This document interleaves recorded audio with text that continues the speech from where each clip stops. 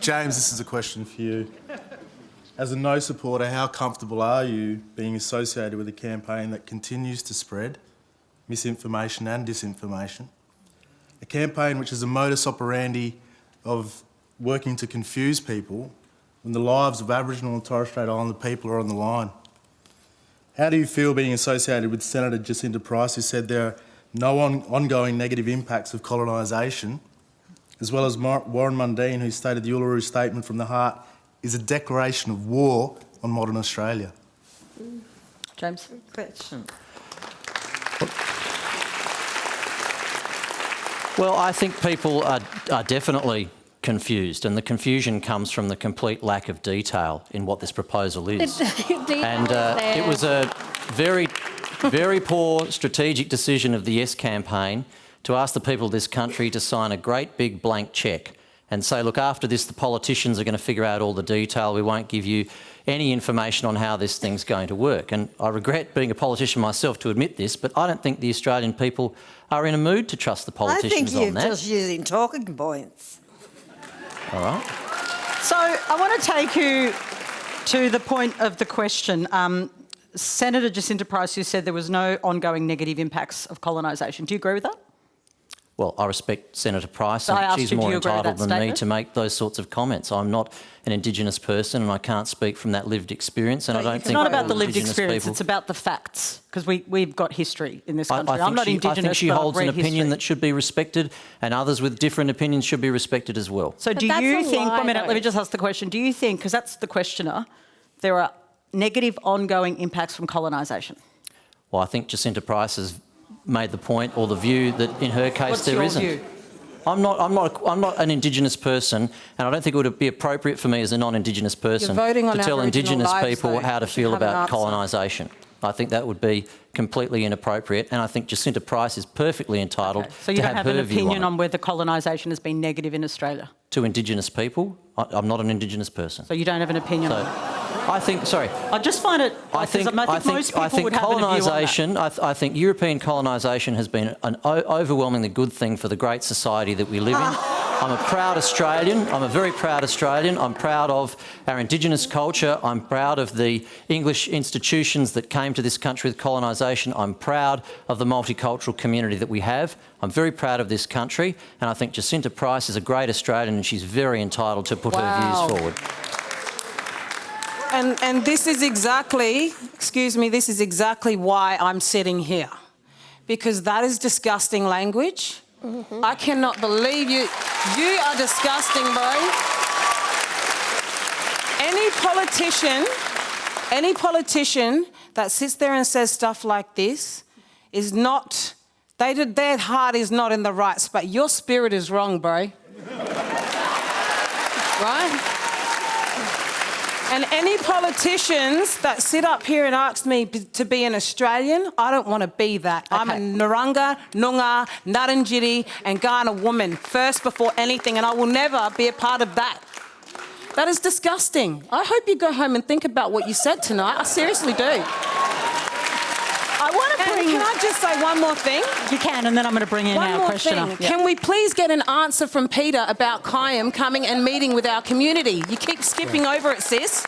And I know you've covered Aboriginal politics for a long time, but you are skipping over my voice now. Yeah, I will ask the question. I'll just go back to Clayton because we've already brought him in now. Clayton, I want to bring you back in if I can. And I am going to say it again. I want to do a bit of a... Clayton, my brother. I will. I want to hear from Clayton, though. Clayton's come all this way to be in the audience and he has a right to speak as well. Clayton, obviously we heard a response there about that colonisation part of that question. There was more to your question. What's concerning you? Well, I think a no vote is a continual denial of Aboriginal people to have a seat at the table. The point's been raised that we have Indigenous First Nations people in government, but as Sally has said, they represent their constituents and they can be voted out, as Linda has said as well. Why wouldn't you listen to Aboriginal and Torres Strait Islander people when you're making policies about their lives? Not doing that doesn't make sense to me. I respect Aboriginal people's right to say no to the vote, but I haven't heard, because Aboriginal people will be talking about treaty, but I haven't heard a good argument for non-Aboriginal Australia about why they would vote no. And I didn't hear that tonight, James. I didn't hear that in your answer. This is a telling point for Australia, and it's peeled the scab off the racism in this country, and we need to deal with it. And voting no on Saturday is not going to do that. Yeah. Okay. I'm just going to let James respond, because clearly Clayton doesn't feel like you've addressed that. I mean, there was another part of your question too, Clayton, which was about the declaration of war of the Uluru Statement. Do you see it that way? I wouldn't use those words, no. I mean, Warren Mundine can speak for himself. He's been very prominent in this campaign. He was invited onto the program tonight, to be clear. He was unavailable. Yeah, look, I have a different view to you, and we respect each other. We're both Australians. Your vote's no stronger or weaker than mine in this referendum on Saturday. And, Peter talked about respectful disagreement, and we can have that. And, this is an important debate about how we run our country and the future of our country and addressing those challenges. And I'm not going to, get into any personal attacks on statements people have made or different views that people have got. We should have a respectful debate. I happen to have a firm view against this referendum, but I respect those that are voting yes. OK, Peter, I want to bring you in. Firstly, to answer Natasha's question, will your minister meet with them?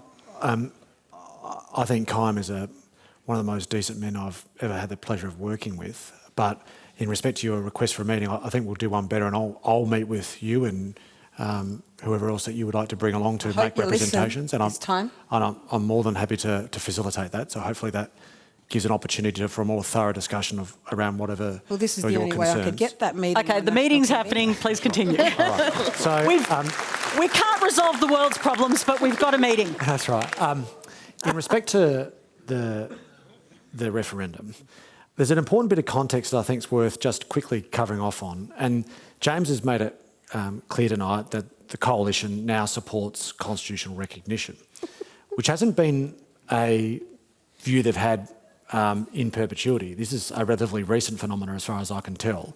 When the Uluru Dialogues, in the lead up to the Uluru Dialogues, there was the recognition movement. And the drumbeats of the conservative zeitgeist was, well, that's just symbolic. If we recognise Aboriginal people in the Constitution, it'll be symbolic and it won't change a thing. It doesn't have any practical meaning. And the Uluru Dialogues came out and said, we don't just want recognition, we want the opportunity to actually have a vehicle that can give us the opportunity to inform the policies that affects the lives of First Nations people.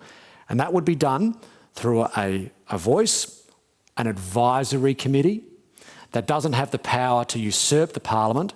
In fact, it maintains the primacy of the Parliament.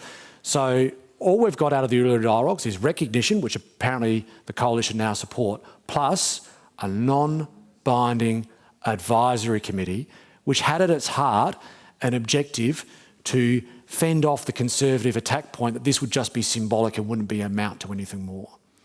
Apart from the fact that it might actually have a practically good outcome on informing Indigenous policy in this country to improve the tragedy that we all agree needs to be addressed.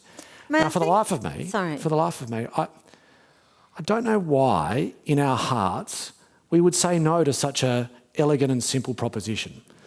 Now, you can argue against anything in politics, but when you do that, you've got to have the courage and the capacity to say what else you would put in its place if that fails. And we go back to the beginning of the night when James was asked repeatedly, well, what is the Coalition promising to do differently? And they said, well, more grassroots listening to get better outcomes. That's precisely what the voice is. Patricia, can I want to address what Warren Mundine said around the Uluru Statement. And as one of the signatories to that, and I was there at Uluru at the convention with all those incredible First Nations leadership who were there, which was after the regional dialogues that the Referendum Council held. It was actually about love. It was about love and hope. The senior people that were there who said, what we need to do is not give this statement to the politicians, because politicians turn it into politics, as we've seen today. They wanted to give that invitation to all Australians, because they all said in 1967, Australians walked with us.